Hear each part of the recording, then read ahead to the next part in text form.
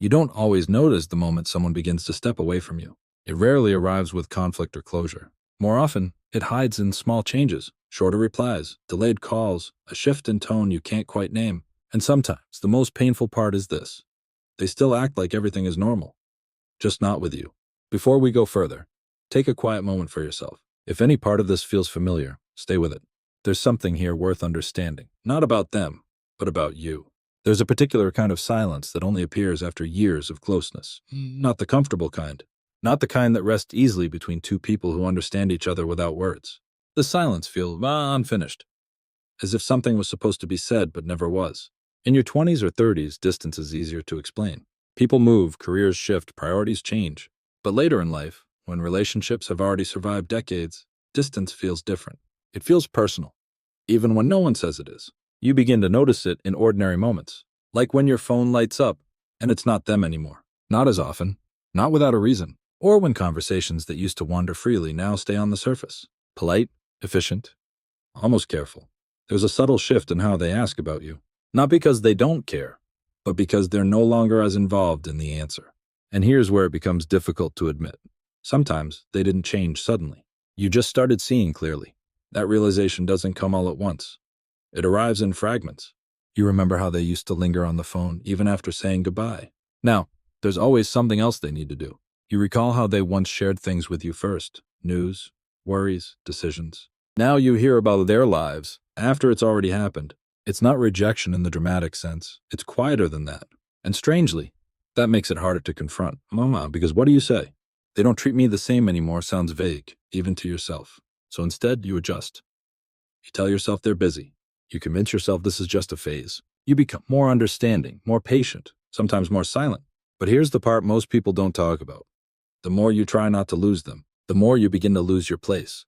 Pause for a moment. Think about the last time you hesitated before reaching out to someone who once felt effortless to call. That hesitation didn't used to be there. It didn't come from nowhere. It came from small experiences stacking up over time. Unreturned energy, subtle dismissals, a growing awareness that something has shifted.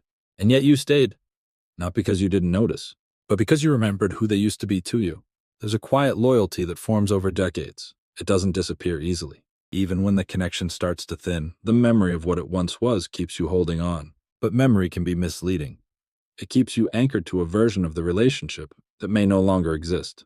And this is where something unexpected happens. Instead of asking, why are they pulling away? You start asking, what did I do wrong? That question can't stay with you longer than it should.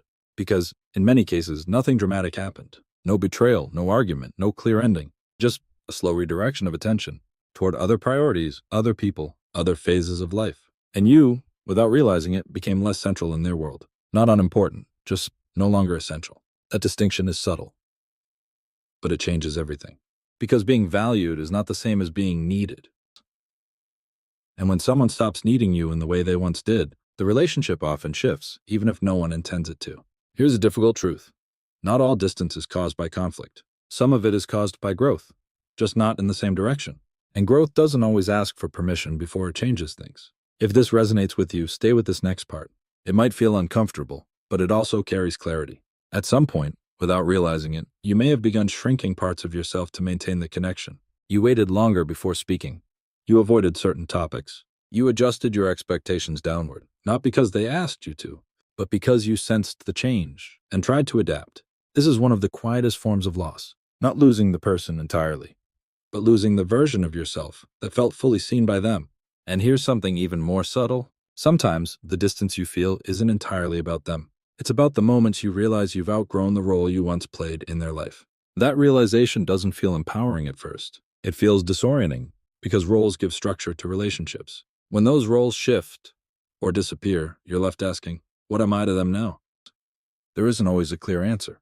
And so you start filling in the gaps with assumptions. They don't care as much. I must have done something. Maybe I'm expecting too much. But what if the truth is simpler and harder at the same time? What if the connection changed? Because both of you did. Not in a dramatic way, just enough to no longer meet in the same place. Let that sit for a moment, because accepting that doesn't mean dismissing what the relationship once was. It means recognizing that not everything meaningful is meant to stay the same forever. Now, before we continue, reflect on this.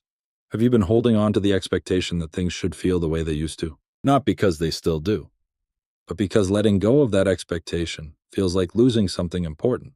If that question lands somewhere deep, you're not alone in it. There's a quiet grief in realizing that some connections don't end. They simply evolve into something less visible. And that kind of change doesn't give you closure. It asks for acceptance, but acceptance isn't passive. It requires something very specific. The willingness to see what is instead of what was. And that shift can feel sharp, because once you see clearly, you can't unsee it. You notice the imbalance. You recognize the effort gap. You become aware of how often you've been the one maintaining the thread. And then comes a question that changes everything. If I stopped trying as much, what would happen? And that question is not about testing them. It's about understanding the reality of the connection. And sometimes the answer is quiet. Nothing dramatic breaks. Nothing confrontational happens. Things simply continue drifting. At first, that feels like confirmation of your fears. But over time, something else begins to emerge. Space. And in that space, something unexpected appears. Clarity about yourself. You begin to remember what it felt like to speak without filtering, to exist in a relationship without constantly measuring your words or timing. You notice how much energy it took to maintain something that no longer flowed naturally. And slowly, very slowly, you start to redirect that energy. Not away from them in anger, but back toward yourself in recognition. This is the part most people skip. They either hold on too long or cut off too abruptly. But there's another way, a quieter one. You don't need to make a statement. You don't need to explain everything. You simply stop overextending. You respond when you want to, not when you feel obligated. You reach out because it feels right, not because you're trying to keep something alive. And in doing so, you allow the relationship to reveal its true shape. Sometimes it stabilizes in a new form, more distant, but still respectful. Other times, it fades further. And here's the truth that often surprises people. When you stop chasing the old version of a connection, you don't always lose it. Sometimes, you just stop losing yourself. Take a breath here, because this next part matters. Letting a relationship change does not erase its value. It doesn't mean it wasn't real. It doesn't mean it didn't matter. It simply means it belonged to a different time in your life, and you're no longer in that time. There's a quiet dignity in recognizing that.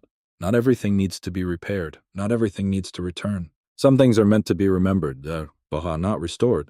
And when you reach that understanding, something shifts internally. You stop asking, why did this happen?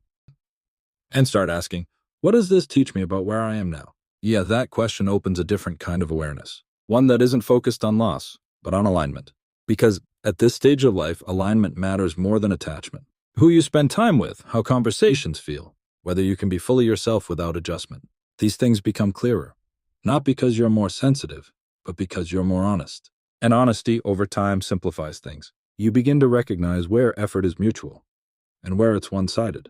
You see which relationships bring ease and which ones require constant interpretation. And gradually, without force, your circle becomes more intentional. Smaller perhaps, but steadier. Before we close, consider this. Is there a relationship in your life that feels different, but you haven't fully acknowledged it yet? You don't need to rush to define it. Just notice it, because sometimes awareness alone is enough to begin a change. Focus theory. Thanks you for listening and being part of this reflection. And if you take anything from this, let it be this quiet understanding. Not everyone who mattered will remain close, but everyone who mattered helped shape who you've become. And that doesn't disappear.